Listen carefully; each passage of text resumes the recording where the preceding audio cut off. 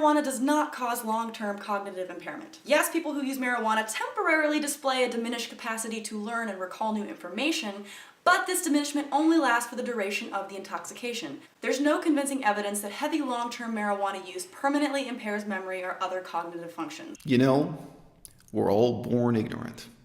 But at some point in your life, you have to stop blaming the school you went to, stop blaming the church you were raised in, the religion your parents forced on you as a kid. At some point, you have to stop blaming others for your ignorance and take responsibility for it yourself. Now, in the era of the internet, now more than ever before, ignorance is voluntary. People are ignorant because they choose to be ignorant. I meet and talk to people who act like they have no idea that broccoli is healthy and that eating eggs and cheese is unhealthy. They just have no idea. And it's like, would that really be a 5-minute Google search away? But the internet presents us with an almost infinite array of possible sources of information. And our attention span is finite. The amount we can choose to learn from is very finite indeed. So what do we choose? Well, we often choose, we speaking for humanity collectively here, we often choose what the information that comes in attractive packaging and that's telling us something we already want to hear. Jaclyn Glenn, for many years, has been getting hundreds of thousands of viewers because she's got attractive packaging and she delivers you hard-hitting messages like the claim that marijuana doesn't cause any brain damage at all. Now here, by contrast, here's some bad news in a plain brown package. It's an unappealing package, and it's telling you something you don't want to hear. I'm going to tell you the source I'm quoting in just a moment, but pretend for a moment you don't know the source and I don't know the source.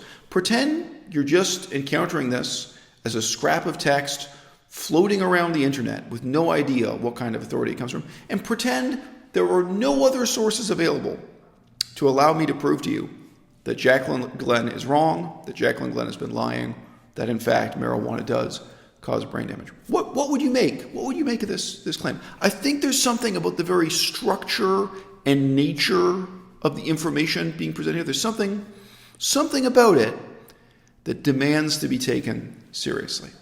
Quote, our study demonstrates a pattern of gray matter volume changes in a group of regular cannabis users compared with a group of occasional ones. Just an interesting note, everyone who participated in the study was age 19 to age 29.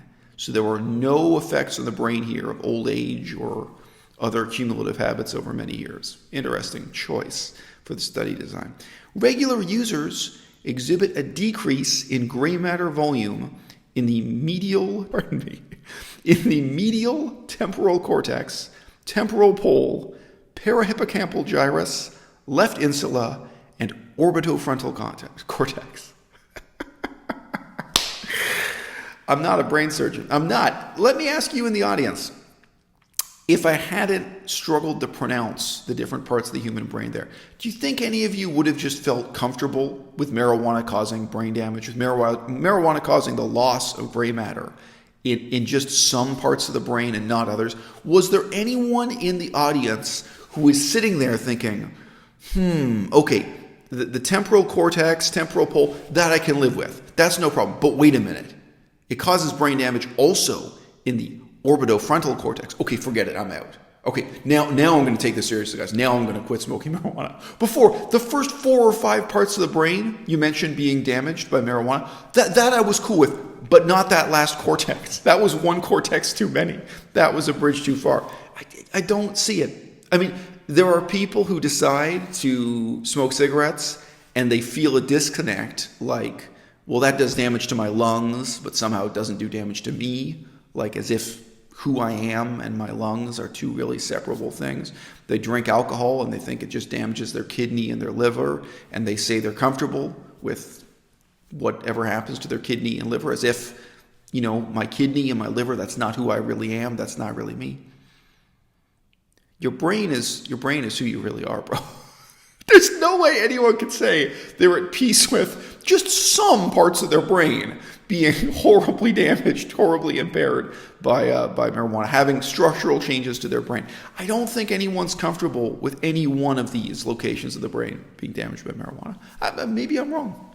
Send me email, guys. I'm waiting for that to come in. All right, so we continue here. These changes strongly correlate with the monthly frequency of cannabis use in the 3 months before inclusion in the study.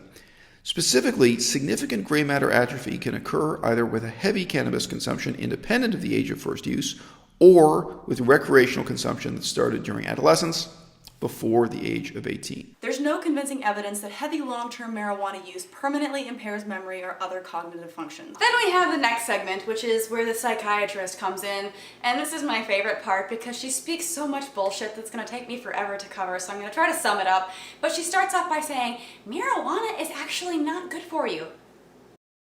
Then she goes on to say that if you smoke at a young age, you have a higher incidence of psychosis and psychotic disorders, and that it alters myelinization of the brain cells, and that the brain continues developing through your early 20s. Therefore, if you affect the myelinization of brain cells before this point, you have permanent brain damage after. Now, she is right that marijuana can have detrimental effects to children with developing brains and certain people with latent schizophrenia or other disorders, but so does alcohol, so does Big Gulp, so do peanuts, and a plethora of other things that I could probably come up with that aren't good for you. However, her claims about demyelinization are factually incorrect. Cannabinoid receptors are actually indicated in the treatment of demyelinating diseases. This woman obviously has some preconceived notions about cannabis and how it's bad for you, and she's grouping pieces of information together to support her argument. I am not going to trivialize the problem by claiming that Jaclyn Glenn is just a pretty face.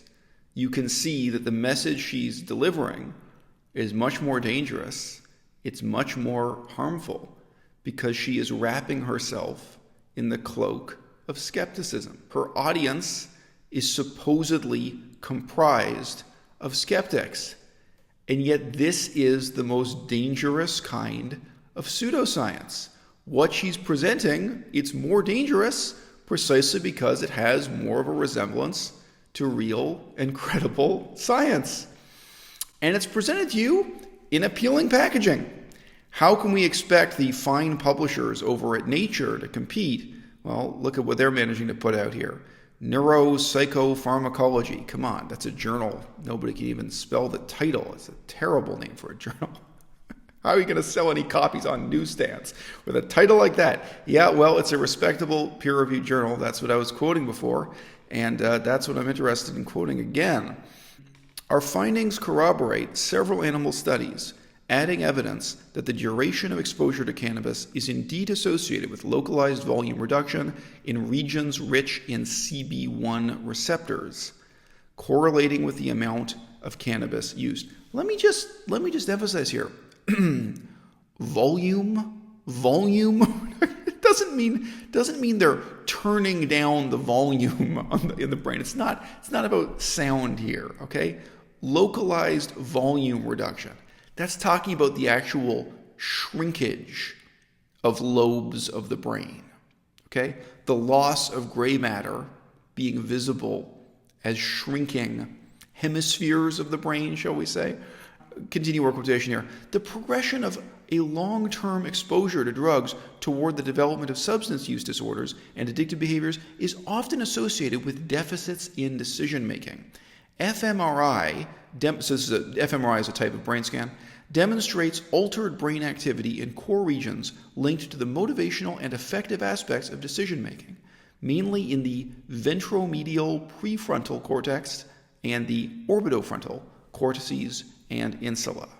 In this regard, it has been demonstrated that substance-dependent individuals and patients with VMPFC lesions exhibit similar behaviors that lead them to make similar decisions in real life, preferring choices that bring immediate benefits, even if coupled with negative consequences. All right, let's just pause. So what they're saying here is the type of brain damage they have proven marijuana to cause. It doesn't just show up in a brain scan on a computer screen down at the hospital. It's also evident in changes in human behavior in the types of decisions people make. We continue.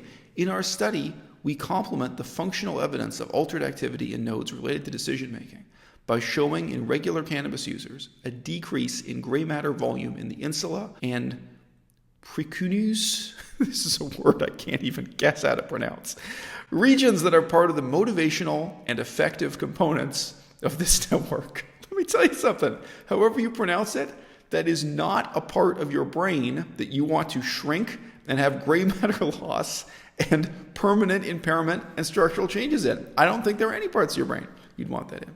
Quote, in addition to the changes in the polar regions, there are also changes in the medial temporal cortex, which is one of the structures often reported to be associated with cannabis addiction, and where we find a strong bilateral decrease in gray matter volume in the population of regular cannabis users. Such a pattern of atrophy has also been described in other forms of addiction, such as alcohol addiction, but not in heroin users.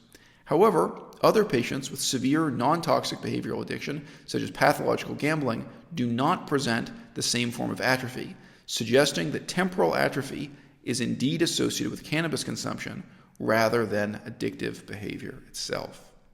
Despite the fact that the neurobiological interpretation of this volume reduction, so again, volume reduction, the shrinking in size of parts of your brain, that's what we're talking about here. Despite the fact that the neurobiological interpretation of this volume reduction is still unclear, studies on rodents give some clues on this point. Scalat et al. Back in 1987 found a THC-induced decrease in the mean volume of hippocampal neurons and a 44% reduction in the number of synapses up to 7 months after exposure. In relation to gray matter volume reduction in regions linked to affective and emotional processes described so far, the insula and the orbitofrontal cortex, we also show structural variations in the temporal pole. To our knowledge, ours is the first study showing gray matter atrophy in the temporal pole in regular cannabis users and the degree of atrophy related to the frequency of drug use in the 3 months preceding inclusion in the study. So let's pause here. This already gives you the sense that this is not the only peer-reviewed study I could be quoting. I have in the past put up a video that's nothing but me reading out peer-reviewed studies. But it seems like no matter how many sources I've got, no matter how the evidence stacks up, no matter how many new publications brag that they've found yet more evidence of yet another specific type of brain damage being caused by cannabis, by marijuana, by THC, that's really what we're talking about here. It seems like people will instead opt for the form of information that makes excuses for their bad habits that comes in the pretty packaging. And guys, I confronted Mike the Vegan with this. Mike the Vegan is university educated as a health educator, health expert. He supposedly does science-based health education videos. He's 100% committed to living a lie on this issue. He's out there encouraging people to get brain damage.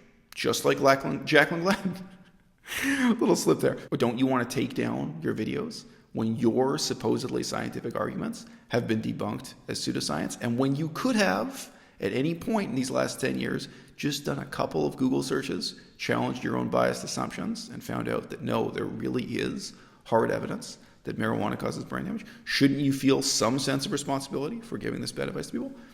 Vegan Gains. You guys know I used to talk to him. Then he threatened to sue me and we stopped talking. Vegan Gains out there claiming to be a man of science.